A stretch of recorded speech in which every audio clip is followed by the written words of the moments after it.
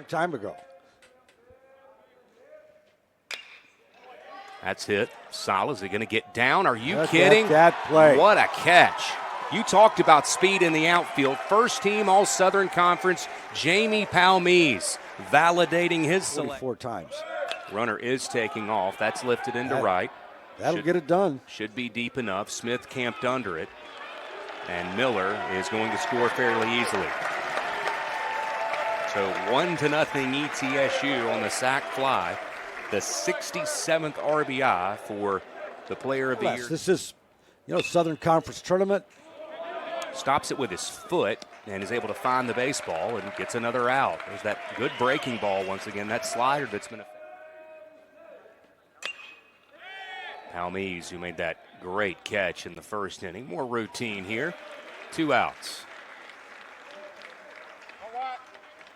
The 1 seed. Then G had to come back later, and their day was done. So the 1 seed was gone, and somewhat of a unique tournament last year. Taking it himself as Curlis. He tags out Smith, and that's all for Western Carolina. So the Cats get their first hit of the game, but nothing more. An inning and a half. Great basketball player as well at 6'4", but gets the strikeout. A completely different start for the freshman. Henry Ferguson swings. He's done it, Coach. On the first pitch, Ferguson getting the start at second pops up, and what a difference an inning makes. Burnett breezes through the bottom of the center field. Lifted into left. Going back is the left fielder, Melendez, and there's 2 out here. And then just lit up VMI. That's hit into left, but that's going to be playable for Melendez. Hit hard, but right to the ETSU left fielder. So Korn gets aboard for the tournament. Here's J.D. Yacobinis. Swings at a pitch up in the zone. Nicely stabbed by Turner. Did he pick it over at first? He did. Good job by Spike. A lot of experience, and that's well hit. That could be trouble. A hanging breaking ball is smashed over the monster. Our first bomb of the day. Cody Miller got hit in the first, and he tattoos that one over the monster for a 3-0 ETSU lead. You mentioned it. Well, you called it, Coach. On cue. Torres swinging. Jacqueline's going to have to hustle back to first. And that's the second out of the third inning. 1-2 the count on Curlis. There goes the runner. That's chopped to the right side. Playable for Spees. And once again, Burnett able to navigate. Spike. Hit into right field. Should be playable. The ball just keeps on carrying. That ball's out of here. Spike goes opposite field. The ball just kept carrying, and we've got a tie game. Coach, it looked playable off his bat, and it just carried out of here. And if you look at the reaction of Jacqueline, the right fielder, I think he thought he was going to catch it on the warning track, and you met. Lifted in the air. That's going to be playable for Jacqueline coming in on that one for the first out.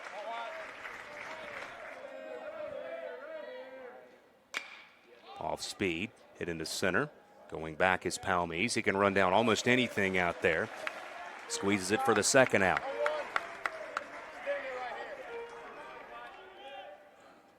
Another one of those sliders. That slider. Boy, he keeps going to it, Coach, and it's effective for the first out. Very difficult.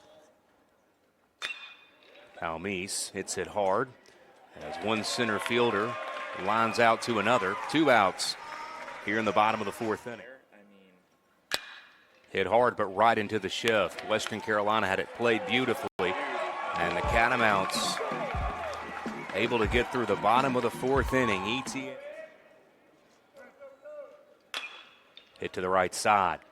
ETSU waiting for Fink to come over and cover. That got a little dicey. Yeah. And ETSU gets an out of it, but it's productive. That's going to get a run home, at least one. Running it, Palmise. Oh, he lets it drop. Some crossed wires, Palmise and Jacqueline. have some communication issues in right center, and the Catamounts have taken the lead. Over into Friday morning. Spike hits it up the middle. It's a 5-2 game. Jack Spike give him another RBI.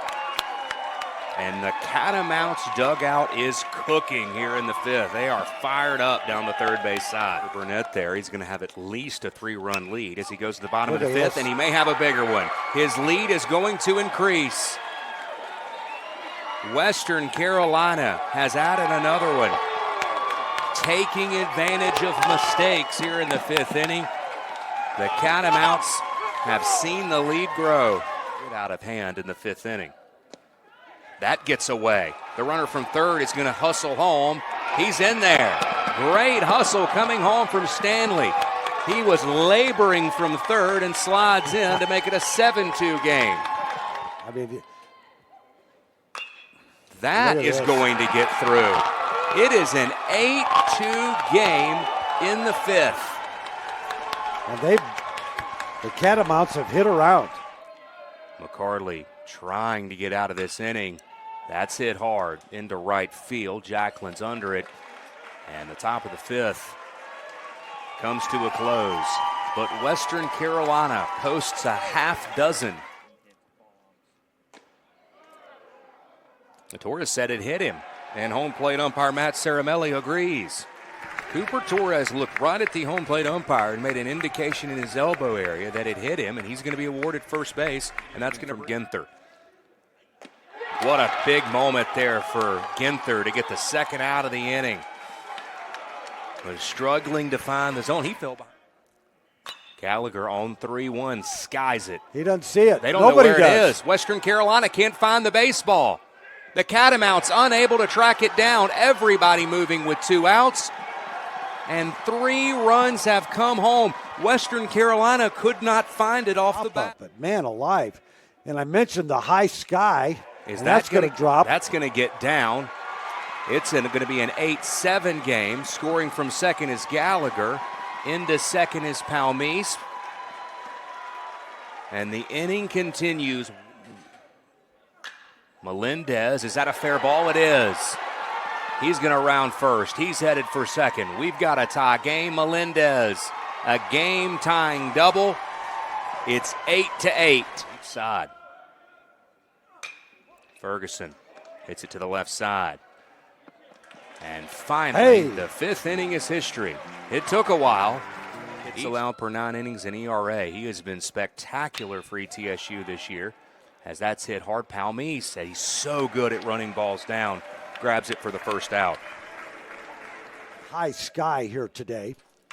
That ball's well hit. It sure is. That may get out of here. Turner with a big swing, and that ball's off the apartments in left center field. Maybe the furthest hit ball we've seen today. An answer for Western Carolina in the 6th. And another Holston Gases home run. This Western Carolina offense, a little bit later in the morning. Just the 6th home run that Frederick has given up this season. That's in the high in the Greenville sky. Right under it. From ETSU, they can too. It is really interesting as a strikeout there from Langley. Freezes Miller at the plate. Miller and slam the door. And he does. Big strikeout from Langley. Second strikeout of the inning. Seed here. And did he catch that ball? He did did. Frederick snag it? He did. What a job to get the leather.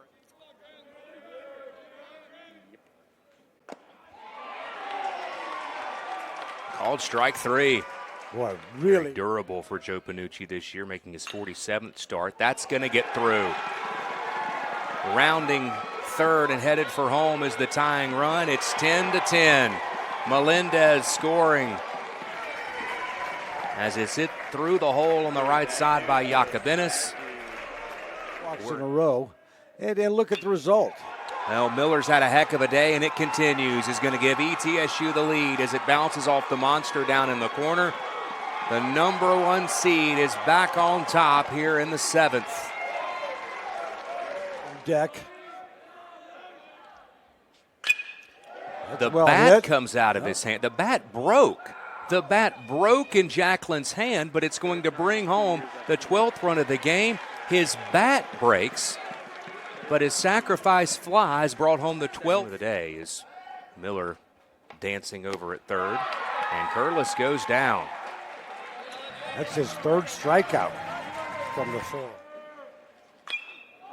Popped up, way up into the Greenville sky. They're trying to track it down and squeezed in the middle of the infield for the first out. Blade, who's been a difficult out.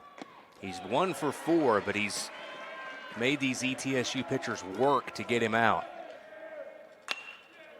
Hit into left center field. Can Palmese run this one down? He can't. It's down. Catamounts have the lead. Stanley comes up with a big swing. Doubled homer run in the 5th. Yeah. Goes down swinging here, though, as the top of the 8th comes to a close. But up the middle, that is going to drop. Runners had to pause smartly, and it's tied at 13. Ferguson in just his The 3-run double. That's going to get through. Insurance for ETSU. Jacklin providing a bit of a margin as he hit that right back over the mound. Stead grounds it through. Cooper Torres, the player of the year, is going to add to the lead. On the first pitch, Fink getting the start. McCarley went 2 1/3. And now just an out away from sealing this one for ET. 1-2. Swung on and missed. Ronnie comes in and slams the door. A back and forth wild game to kick off our Friday here in Greenville. Wow. Yeah, this ETSU team showed a lot of grit, banging out 13 hits, scoring 16 runs against a team. Western Carolina struggled with their pitching a little bit today, and ETSU was able to take advantage of it and